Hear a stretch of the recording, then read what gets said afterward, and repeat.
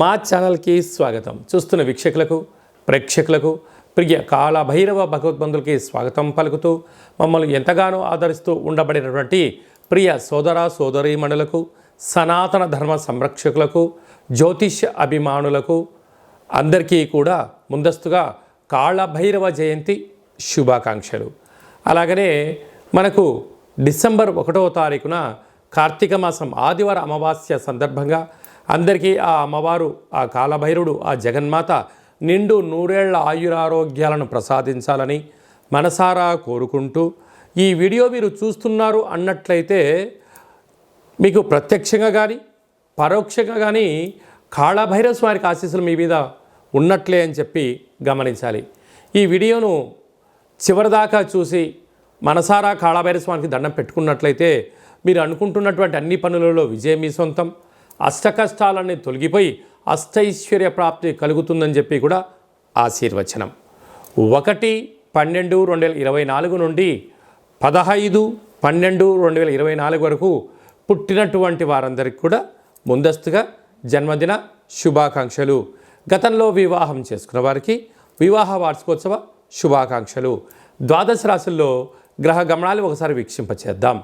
వృషభ రాశిలో దేవగురు బృహస్పతి శత్రుస్థానంలో సంచారం చేయడము, కర్కాటక రాశిలో కుజ భగవానుడు నీచభంగ రాజయోగ సంచార స్థితి, కన్యరాశిలో కేతు సంచార స్థితి, వృశ్చిక రాశిలో రవి బుధ సంచార స్థితి, బుధాదిత్య రాజయోగము, ధనుసు రాశిలో శుక్ర భగవానుడు, కుంభరాశిలో శని భగవానుడు స్వక్షేత్ర వక్రగమన సంచార స్థితి, మీనరాశిలో రాహు సంచార స్థితితో ద్వాదశ రాశుల్లో గ్రహ గమనాలు ఈ విధంగా ఉన్నాయి. మేషరాశి వారు ఈ ఆదివారం అమావాస్య కాళభైరవ జయంతి సందర్భంగా ఎలాంటి విధులను పాటించాలో ఈ వీడియోలో సవివరంగా సంపూర్ణంగా తెలుసుకుందాం. మేషరాశిలో ఏ నక్షత్రాలు వస్తాయనగా అశ్విని నక్షత్రంలోని 4 పాదాలు, భరణి నక్షత్రంలో 4 పాదాలు, కృతికా నక్షత్రంలో 1 పాదం కలిపితే మేషరాశి. అలాగే చాలామందికి పుట్టినటువంటి కాల సమయంలో డేటా బర్త్లో లేనటువంటి కారణం వలన పేరు యొక్క మొదటి అక్షరాన్ని అనుసరిస్తూ ఆ రాశిని తెలుసుకునే ప్రయత్నం చేద్దాం. చు, చే, చో, లా, లి, లు, లే, లో, ఆ అక్షరాల వారందరూ కూడా మేషరాశి జాతకులే. మేషరాశికి అధిపతి కుజ భగవానుడు. వీరికి 2వ స్థానంలో దేవగురు బృహస్పతి శత్రుస్థానంలో సంచారం చేయడం వలన విద్యలో కానీ, ఉద్యోగంలో కానీ, వ్యాపారంలో కానీ సంవత్సరపు చివరి ఎండింగ్ అవ్వడం వలన ఈ సంవత్సరం నువ్వు ఎంతవరకు కష్టపడ్డావు, నీ కష్టం ఏంటి, నీ లాభం ఏంటి, నీ సక్సెస్ ఏంటి, నీ ఫెయిల్యూర్ ఏంటి అయ్యేటువంటి పరిస్థితిని గణాంకాలు లెక్కలు చూసే పరిస్థితి ఉంటుంది. ఎవరం కూడా ఈరోజు ఏం పని చేసాం, ఈ వారం షెడ్యూల్ ఏంటి, ఈ మాసంలో షెడ్యూల్ ఏంటి, సంవత్సరం వరకు మనం ఎంతవరకు పెట్టుబడులు పెట్టాం, ఏమి ఆకర్షించగలిగాం, ఏమి నష్టపోయామనేది ఒక రివ్యూ చూసుకుంటూ ఉంటాం. ఇలాంటి కాల సమయంలో కష్టపడినటువంటి వ్యక్తులకు ప్రమోషన్స్ రావడం, లేకపోతే మార్పులు చేర్పులు చేసుకోండి అనేటువంటిది పై అధికారులు కానీ సహా ఉద్యోగస్తులను సలహా ఇచ్చే పరిస్థితి ఉంటుంది. దాన్ని మీరు మనసారా స్వీకరించండి. అర్ధాష్టమ కుజుడు మీ జన్మ నక్షత్రం రోజున అష్టమి, పూర్ణిమ, అమావాస్య తిథుల యందున 4వ తారీఖున, 8వ తారీఖున, 31వ తారీఖున చాలా జాగ్రత్తలు అవసరమని చెప్పి కూడా బాగా గుర్తుపెట్టుకోగలగాలి.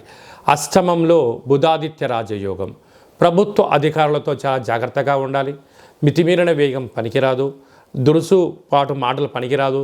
అలాగనే కోర్టు సమస్యలు, పోలీస్ సమస్యలు, వాహన ప్రమాదాలు పొంచి ఉన్నాయి, తస్మా జాగ్రత్త. అలాగనే వ్యయంలో రాహు సంచార స్థితి ఉండగా కనుక దయచేసి అప్పులు ఇవ్వద్దు, అప్పులు తెచ్చుకోవద్దు.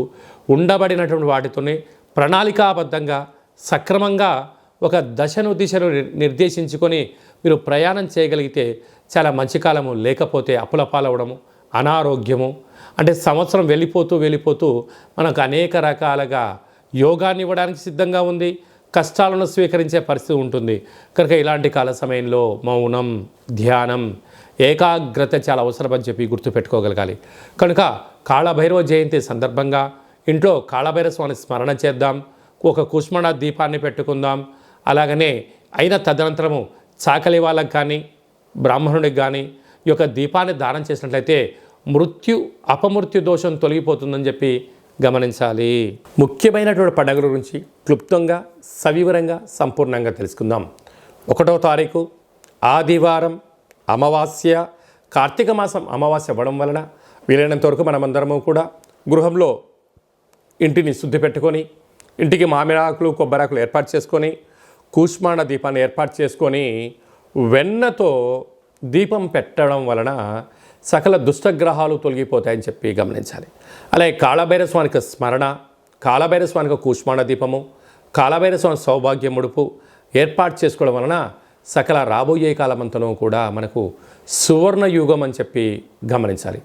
ఆదివారం అమావాస్య రావడం సందర్భంగా తెల్ల జిల్లేడు యొక్క వృక్షాన్ని పై కొమ్మలు తీసేసి వేరు తీసుకొని వచ్చి సింధూరం తీసి పూజ చేసుకొని ఇంట్లో పెట్టుకున్నట్లయితే మనకు రాబోయేటువంటి 7 తరాల వారికి అద్భుత రాజయోగం మన సొంతం అవుతుందని చెప్పి గమనించాలి.